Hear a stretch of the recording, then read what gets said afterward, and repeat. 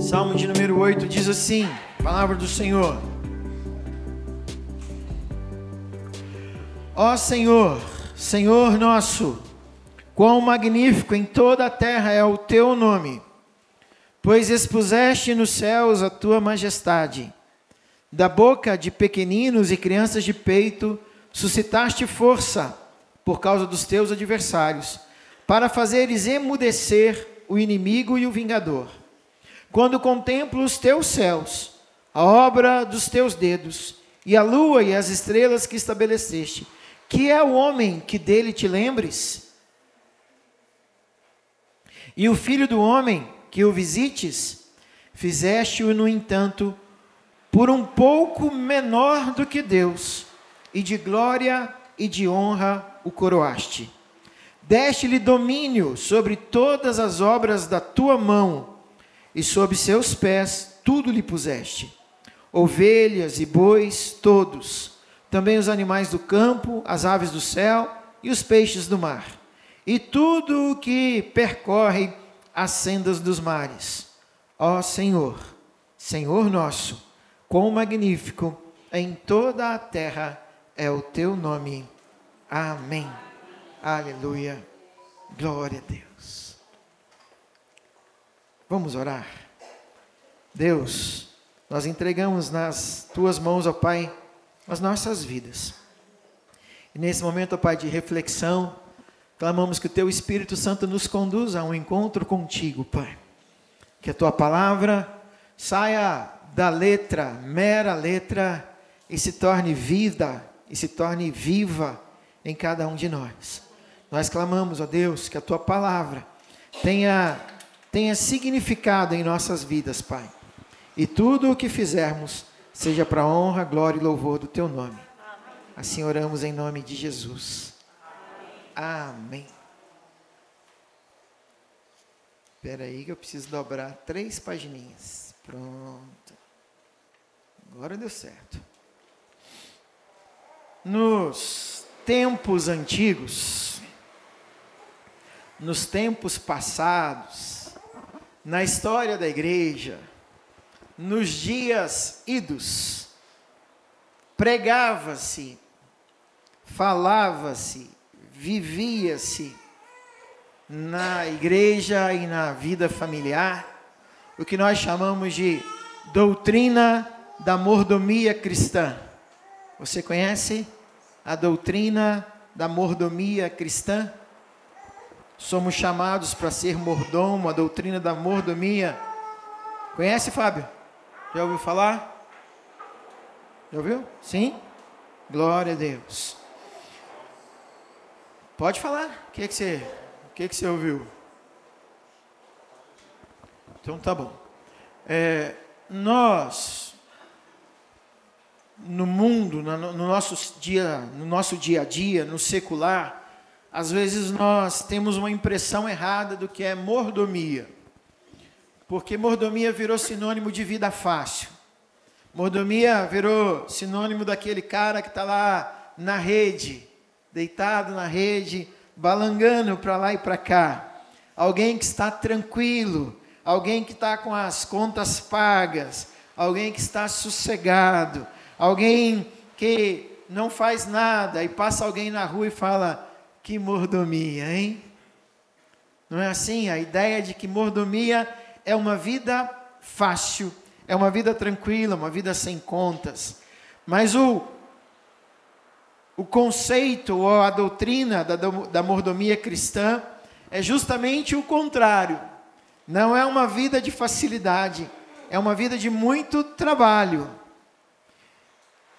Entender a mordomia cristã é entender o meu papel ou o nosso chamado, nosso papel, o nosso chamado no mundo.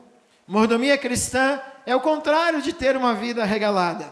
É a administração consciente, séria, diligente, de tudo o que Deus nos deu, do que Deus nos entregou às mãos para administrar. Porque Ele é o dono. E os textos que nós lemos, eles falam disso. O Salmo 24, o Salmo 8, falam que tudo Deus criou. Ele criou a vida no céu, ou as aves, a vida na terra, a vida nos mares. Ele criou as coisas e as pessoas. E Ele continua sendo dono de tudo isso. Todo o poder está nas mãos do Senhor. Ao Senhor pertence toda a terra. Mas não somente a terra, pertence também as estrelas, os sóis e todas as galáxias e todo o universo. O nosso Deus é o dono de tudo isso. Mas Ele colocou diante de nós ou nas nossas mãos o poder de administrar. Mais uma vez, Deus é o dono de todas as coisas. Deus é o dono de todas as vidas, ou de toda a vida. É tudo dele. Tudo é dele. E Ele nos delega, Ele nos outorga, Ele nos permite administrar o que é dele. E continua sendo dele. E às vezes, na nossa arrogância, a gente bate no peito para dizer, é meu até morrer. Aí depois que morre, a gente, ou nas histórias dos outros, a gente passa a entender que era, não é mais, já passou, já tem outro morando, já tem outro usufruindo, já tem outro no lugar, e a vida passou. E aí nós começamos a entender a nossa finitude, e tudo aquilo que Deus nos permitiu viver aqui, nos permitiu viver dentro dessa mordomia, dentro dessa administração do que na verdade é dele. Quem entende o princípio da administração, quem entende o princípio da mordomia cristã, alegra o coração de Deus e prospera nos desígnios do Senhor. O versículo 5 do capítulo 24 diz isso, que o homem prospera quando ele sabe alegrar o coração de Deus. Deus o abençoa, não somente homem e mulher, são abençoados por Deus. Quando a gente fala de mordomia, tem várias áreas da mordomia. A mordomia do tempo, a mordomia da casa, a mordomia dos bens, várias áreas. E durante alguns domingos eu vou dar pinceladas sobre isso. Mas o que tem me preocupado é a má administração dos nossos recursos financeiros. Porque a gente acha que é dono do dinheiro. E eu parto do princípio que eu ouvi de um moço, e sempre que me vem essa história de Halloween, eu lembro da nossa conversa e tal, chateado comigo, porque eu chamei a atenção dele para algumas coisas. Ele falou assim comigo, pastor, eu trabalho lá na minha empresa, lá onde eu trabalho, sou assalariado lá, tenho carteira assinada lá e tal, e se o chefe mandar, eu faço, porque é de lá que vem o sustento da minha casa, é de lá que vem o dinheiro que paga a conta da minha casa, de lá isso, de lá aquilo, e ele disse, então, eu dependo daquilo lá, e se aquele lugar lá me mandar rolar para a direita, ou rolar para a esquerda, eu vou rolar. E pouco tempo depois ele estava despedido, foi mandado embora. E naquela noite, naquela conversa, eu disse para ele que a gente se engana ao pensar que esse mundo, ou os nossos patrões, chefes, governos e tudo mais, é quem tem o poder de gerenciar a nossa vida, quando na verdade não é. Deus é o dono de todas as coisas, porque dele, por ele e para ele são todas as coisas. Ele é o Deus que governa tudo isso. Mas pensando então na vida financeira, queria pensar com vocês 4 princípios aqui, depois olhar na vida de uns personagens bíblicos, esses princípios. Primeiro, que eu já falei aqui, Deus é o dono de tudo. Deus é o dono de tudo. Princípio. Segundo, Ele instituiu a devolução de 10% disso em primeiro lugar. Não é se restar, não é se eu pagar tudo e tiver dinheiro. Ele instituiu a devolução em primeiro lugar de 10%. Mas se engana quem acha que ainda é dono dos outros 90%. Porque os outros 90% continuam sendo de Deus. E é isso que eu queria que você entendesse, meu irmão. Que a gente devolve para Deus 10%, mas Ele continua dono de 10%, de 90%, de 80%, de 50%, de 10%, de 20%. Ele é o dono de tudo. E a nossa vida não gira em torno do dinheiro, mas gira em torno do dono de todas as coisas. E Ele nos deu o poder de administrar esses 90% que ficam em nossa mão. Administrar na nossa casa, administrar com a nossa família, administrar como auxílio para os nossos irmãos. Nesses 90% nós podemos ajudar. E, por fim, algum lazer. Por que eu digo isso? Porque às vezes a gente inverte isso e gasta 50%, 60%, 70% no lazer. Vamos fazer, deixa a vida me levar, a vida leva eu. E depois as coisas começam a faltar. Nessas coisinhas, nesses lazeres, nesse desejo do coração, nada contra. Mas vamos estabelecer os princípios. Porque quando a gente estabelece o princípio, falei aos domingos atrás aqui, quando você quebra o princípio te quebra. Agora, quando você honra o Senhor, Deus te honra. A Bíblia nos deu exemplos de mordomia. E eu queria que você entendesse, caminhasse comigo, não entendesse como se eu estivesse falando assim, pastor, você não é capaz de entender o que você está falando. Não, é que de vez em quando eu me enrolo. Se eu me enrolar aqui, você fala assim, pastor, volta a fita aí, tá? Vamos caminhar juntos, para todo mundo entender esse princípio juntos. O primeiro exemplo de quem viveu esse princípio foi Abraão.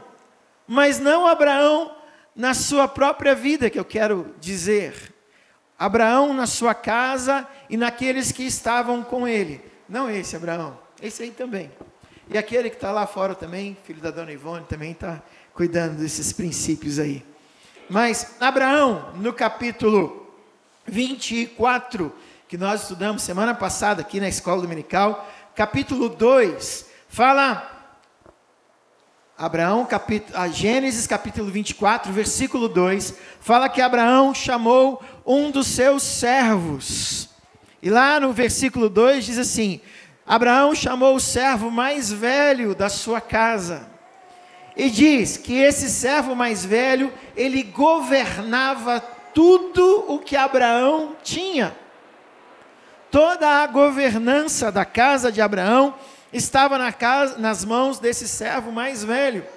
E olha a responsabilidade desse homem. Ele tinha o dinheiro, ele tinha os animais, ele tinha a casa, ele tinha a vida do filho de Abraão, ou o futuro do filho de Abraão, na sua administração. Estava nas suas mãos.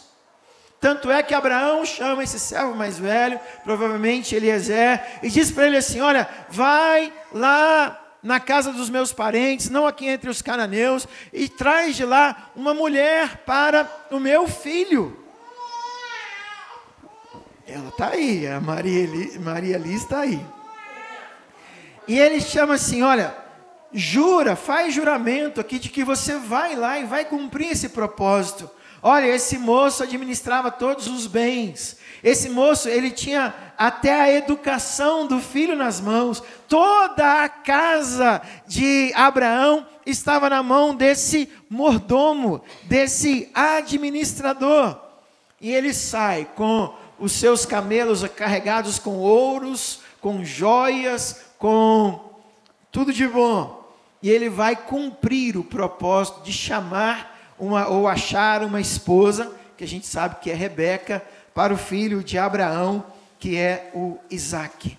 Ele administrava toda a casa, sem reservas. E a gente sabe que Abraão era próspero. Abraão tinha muita riqueza. Abraão tinha muitos bens, mas Abraão também tinha uma idade avançada. Quando Isaque nasce, ele já está passando dos 100 anos. E esse homem, cansado, talvez já com alguns problemas aí de catarata, de, nem sei mais, glaucoma, alguma coisinha ali nas vistas, porque é comum, é próprio do desgaste da idade.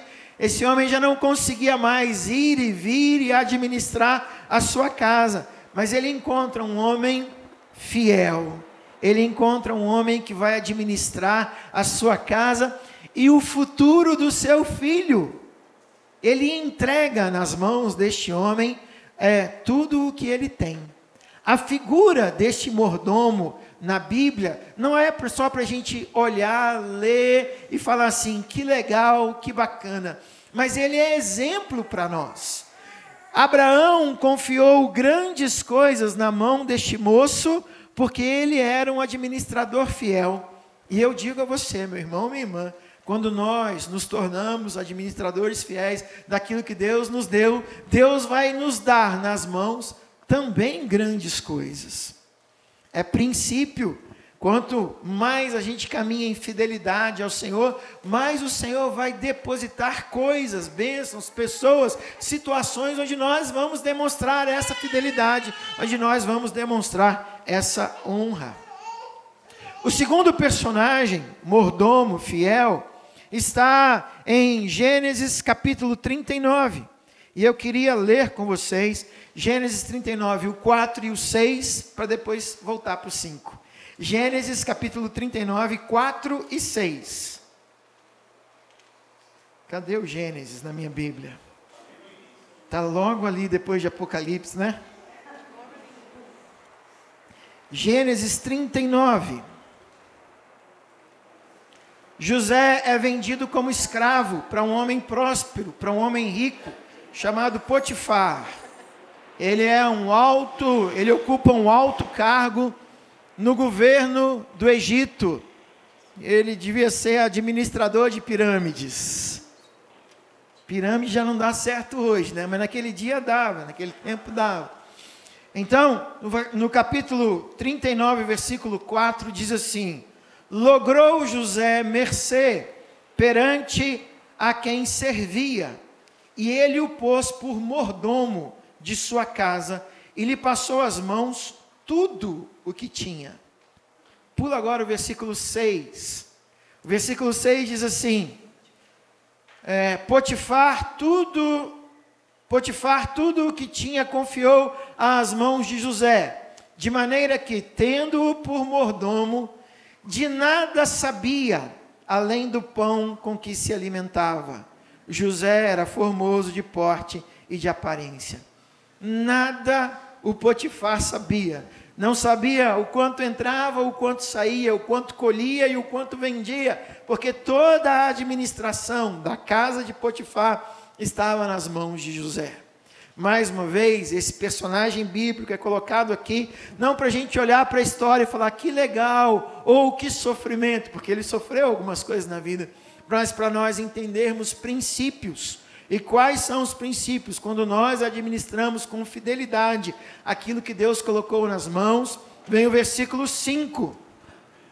Versículo 5 diz: e desde que o fizera mordomo de sua casa, sobre tudo o que tinha, o Senhor abençoou a casa do egípcio, por amor a José. A bênção do Senhor estava sobre tudo o que tinha, tanto em casa como no campo. Um mordomo fiel, um administrador fiel, ele traz a bênção do Senhor consigo, porque ele entende que aquilo que ele administra não é dele, é do dono. Na verdade aqui, José já sabia que o dono nem era o Potifar, era o dono do Potifar, que também não era o faraó, era o dono do Potifar, do faraó e de toda a terra do Egito e de toda a terra. Era e é o próprio Deus. Nós administramos as coisas que são dele, as coisas que estão no ar, na terra e debaixo da terra, tudo pertence ao Senhor. E por fim, e esse exemplo é mais duro, aqui são 3 histórias de homens, tá? Mas aí você pode falar assim: ah, pastor, mas mulher não é administradora? Claro que é. E nós gostamos dos textos, ou do texto da mulher, lá em Provérbios, no capítulo 31, quando fala mulher virtuosa, quem a achará? O que essa mulher faz? Ela administra a sua casa, ela faz, ela vende, ela prospera, ela abençoa o marido, ela abençoa toda a sua casa. Esse texto de mordomia, ele não é para homem, ele não é para mulher, ele é para todos nós. Todos nós somos administradores, com muito recurso, com pouco recurso, com família grande, com família pequena, morando no interior ou na capital, não importa. Nós somos administradores de tudo o que o Senhor colocou em nossas mãos. Aliás, seria até egoísmo falar do que Ele colocou só nas nossas mãos, porque nós administramos e governamos todo este planeta, independente de você ser governante ou não. Às vezes uma latinha que você tira da rua, você fala assim, eu estou tirando daqui porque está sujo. Na verdade, você está evitando muitos outros problemas. Já fica a dica aí, nosso lixinho agora tem lixo comum, tem lixo reciclável, porque nós somos parte dessa engrenagem de todo esse planeta que Deus colocou diante de nós para governar, para administrar. Homens e mulheres, mas por fim, eu vim falar de Jesus, porque Jesus também é administrador, e Ele administrava o povo contando as suas histórias, e Ele administrava o povo com o seu exemplo, com as suas curas, Ele administrava o povo falando do poder de Deus, e demonstrando o poder de Deus, para aqueles que estavam próximos a Ele. Mas em João, no capítulo 4, versículo 34, João 4:34, Jesus fala assim, eu tenho uma comida, eu tenho um alimento, e o meu alimento a minha comida consiste em fazer a vontade daquele que me enviou, e o que Ele enviou para fazer, para realizar, eu tenho que dar conta de tudo. Está ali o texto, disse-lhe Jesus, a minha comida consiste em fazer a vontade daquele que me enviou e realizar a sua obra. Jesus entende que o papel dele não é só liderar um grupo de 12, o papel dele não é só pregar ou curar algumas pessoas em Cafarnaum, ou Decápolis, ou ali na vizinhança da Galileia. O papel dele não era para subir a Jerusalém e desafiar os homens do templo. O papel dele não era falar dos fariseus, escribas ou saduceus, mas o papel dele era fazer ou administrar a vontade do Pai. E essa comida e esse ministério, ele continua sendo o nosso ministério. Nós também hoje precisamos prevalecer em todas as áreas da nossa vida a vontade do Pai. E se você ainda tiver alguma dúvida de qual é a vontade do Pai, daquilo que o Senhor colocou nas suas mãos para administrar como igreja, como povo escolhido, porque depositou fé em nosso Senhor Jesus Cristo, Pedro, na primeira carta de Pedro, capítulo 2, versículo 9, Pedro resume isso para nós, resume a nossa mordomia. Ele fala assim para nós, Deus deu a vocês uma grande coroa, uma grande honra. Ele diz, vós porém sois raça eleita, sacerdócio real, nação santa, povo de propriedade exclusiva de Deus. Olha, ele colocou que Deus nos colocou como administradores na igreja, em casa, na terra, em todos os lugares. Vós, porém, sois raça eleita, sacerdócio real, nação santa, povo exclusivo do Senhor. Eu gosto muito, ainda não cheguei no final do versículo, mas eu gosto muito de pensar assim. Quando Deus estava sonhando com a igreja central de Guarulhos, Ele olhou lá dos céus e falou assim, irmã Beth, ela faz parte desse grupo. Ele então votou, ele colocou a cédula ali na caixinha, ele elegeu, ele escolheu, ele votou na irmã Beth. Assim como ele votou em cada um de nós. Nós somos raça eleita porque Ele nos elegeu para estar aqui Ele nos elegeu para estar na nossa casa, Ele nos elegeu para sermos representantes dEle aqui na terra. Nós somos embaixadores do céu. Amém? Aleluia, glória a Deus. Vós, porém, sois raça eleita, sacerdócio real, nação santa, povo de propriedade exclusiva de Deus, a fim de proclamar as virtudes daquele que nos chamou das trevas para a sua maravilhosa luz. A nossa mordomia hoje consiste em toda a honra que Deus nos deu ao fazer parte, ao nos escolher para fazer parte do time dele, mas também toda a honra que ele nos deu com o privilégio de continuar a missão, de proclamar as verdades, as virtudes, proclamar a honra, a glória, a graça, o poder de Deus, aquele que nos tirou das trevas para a sua maravilhosa luz. Somos mordomos, irmãos. E a nossa mordomia não é deitar na rede e ficar balançando para lá e para cá. A nossa mordomia é fazer a vontade do Pai. Assim como o mordomo de Abraão, assim como José na sua mordomia, assim como Cristo entregou a sua própria vida, nós também temos esse privilégio de participar dessa missão de Deus, de salvar o mundo, mas também de edificar um povo fiel, um povo santo, um povo que é sacerdote, um povo que ora, um povo que busca a presença do Senhor. Essa é a nossa tarefa. Depois eu vou continuar falando para vocês da administração, de sermos mordomos do nosso tempo e de outras tantas coisas, até da nossa saúde. Tem muita gente que não está sendo mordomo da saúde aí não. O pastor é um deles. Não estou jogando pedra em você não, tudo serve para mim também. E nós precisamos aprender a administrar aquilo que o Senhor nos deu. Aquilo que o Senhor nos deu. A sua vida é cara para Deus, mas é cara para você entregar para Ele como mordomo fiel e fazer a vontade do Pai. Hoje nós estamos aqui comunicando que nós fazemos parte, que nós somos um sacerdócio real, uma nação santa, um povo de propriedade exclusiva de Deus. Ao participar da ceia do Senhor, nós renovamos a nossa aliança, nós renovamos o nosso compromisso de continuar sendo sal da terra e luz do mundo. E eu queria que você acrescentasse no seu pensamento de continuarmos sendo mordomos fiéis daquilo que o Senhor colocou em nossas mãos para fazer.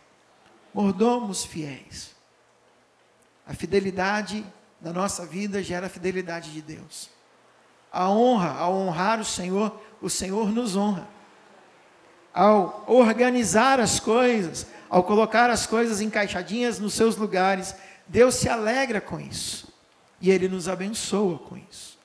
Então eu quero convidar você a participar dessa bênção, de participar da ceia do Senhor, mas também de sair daqui e continuar levando aos quatro cantos da terra a mordomia de tudo que o Senhor entregou nas suas mãos, para a honra, glória e louvor dEle. Amém? Glória a Deus. Fábio, era isso que você ia falar, não era? Eu sabia que você ia falar isso. No início eu vi quando você levantou a mão, você falou, pastor, é isso mesmo que eu quero dizer. Então que a gente possa continuar essa obra para a honra e glória do Senhor. Eu quero convidar você para participar da ceia, santa ceia do Senhor. Quero convidar o Abraão para estar aqui comigo.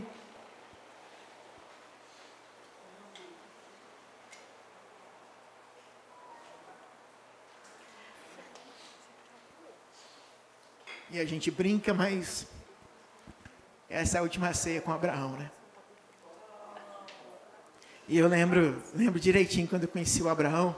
Era uma sexta-feira, umas 10 horas da noite, depois do culto, lá em Campo Belo.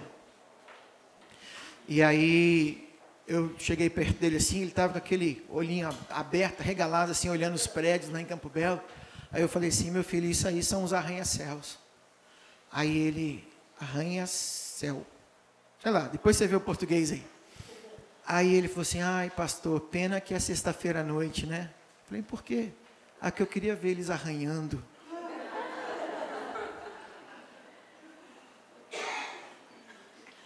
Não foi assim?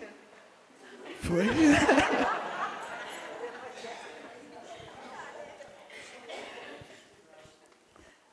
Mas é a nossa última ceia juntos aqui, né? Depois ele vai, domingo que vem, não é isso? Você prega? Domingo que vem? Dia 19? Então é o outro. Então o outro ele prega e depois o coração dele é só da Luciane e mais ninguém. Luciane e mais ninguém, né? Então, vamos aproveitar esse tempo que Deus está nos dando juntos aqui, para a honra e glória do nome dEle. Vamos orar? O Senhor Jesus Cristo fez um sacrifício pleno e perfeito e suficiente pelos pecados de toda a humanidade. Ao morrer, Ele se entregou por nós e pagou o preço pelo nosso pecado. Do passado, do presente, e se nós viermos a pecar, Ele já pagou o preço. Não somente isso, esses dias conversando em casa, o privilégio lá da oração sacerdotal de João 17, quando Jesus estava orando por aqueles que haveriam de crer no nome dEle, Ele já orava por mim e por você. Está lá em João 17, né? Ele já pedia ao Pai por mim e por você. O que Ele fez foi tremendo. E o sacrifício nos deu hoje livre acesso ao trono do Pai. Em resposta a esse amor, eu convido os irmãos a nós nos consagrarmos ao Senhor. Em primeira carta de Paulo, capítulo 11, versículo 24, 25, 26, fala assim que, ao participar da mesa, quem come do pão e bebe do cálice, come e bebe juízo. Por isso, a gente pode ser condenado se a gente não sabe o que está fazendo. Inocente e útil, né? Entrando de gaiato aí. Então eu queria que você olhasse sua mente aí no seu coração, examinasse, vê se está tudo em ordem. E se tiver alguma coisa que tem que consertar diante do Pai, antes de vir à frente, fala: Senhor, tem misericórdia. Fui estúpido com a minha esposa, com os meus filhos, falei demais, falei de menos. Senhor, estou negando aqui, negando ali, não tenho sido um administrador fiel. Tudo isso nós temos que colocar diante do Senhor nessa noite, para vir para cá limpos, lavados, remidos e redimidos no sangue do Cordeiro. Não é porque o Senhor deixou 90% com você que você pode gastar com pornografia. Não é porque Ele deixou 90% com você que você pode gastar com aquilo que não edifica. Continua sendo dele. Continua sendo dele. Então consagra ao Senhor agora sua vida. Tem um momento aí para você orar e buscar a presença do Pai.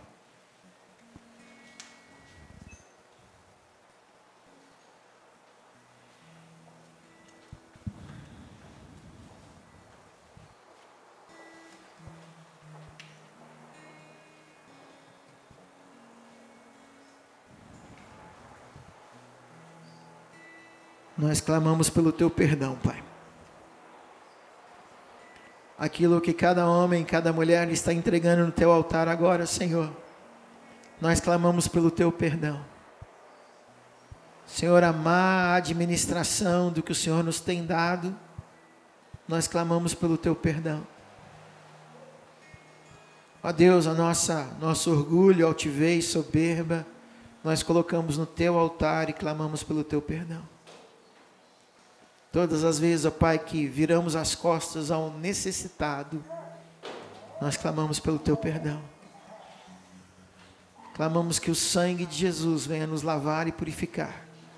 E que hoje, Deus, ao renovar a nossa aliança contigo nesta mesa, que o Senhor também nos dê novas oportunidades para exaltar o Teu nome em tudo o que fizermos. Nós Te somos gratos, ó Pai, por essa noite que ela representa para nós, por poder participar, ó Pai, dessa última ceia como igreja junto do Abraão, ó Deus. Nós Te bendizemos. É um privilégio que o Senhor nos deu, ó Pai, nesse tempo e nessa caminhada. E nós Te bendizemos, Senhor. Colocamos mais uma vez a Tua igreja diante do Teu altar. E Te louvamos. Toda a honra e toda a glória sejam dadas a Ti, Pai nosso celestial. E obedientes, ó Deus, à instituição de Teu amado Filho, nosso Senhor e Salvador Jesus Cristo. Nós realizamos aqui, diante da Tua divina majestade, este memorial que o teu Filho nos mandou celebrar.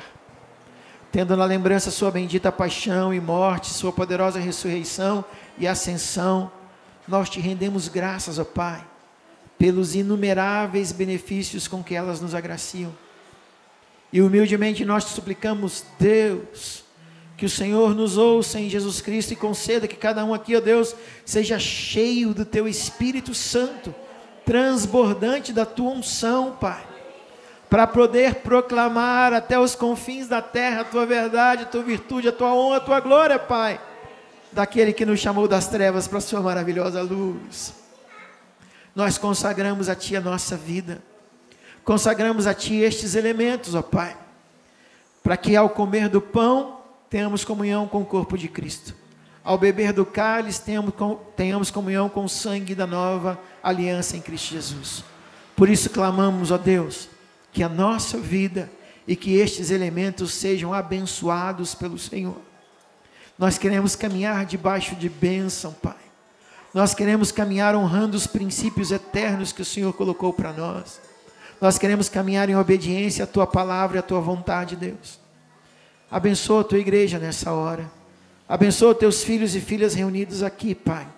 E em nome de Jesus, concede, ó Deus, que todos nós venhamos a crescer. Ó Deus, tendo como alvo, Pai, nesse crescimento, a estatura do varão perfeito, a perfeita varonilidade, nosso Senhor Jesus Cristo, o cabeça, a quem pertence a honra, a glória, o louvor, o domínio, pelos séculos dos séculos. E em nome de quem oramos, em nome de Jesus. Amém. Aleluia.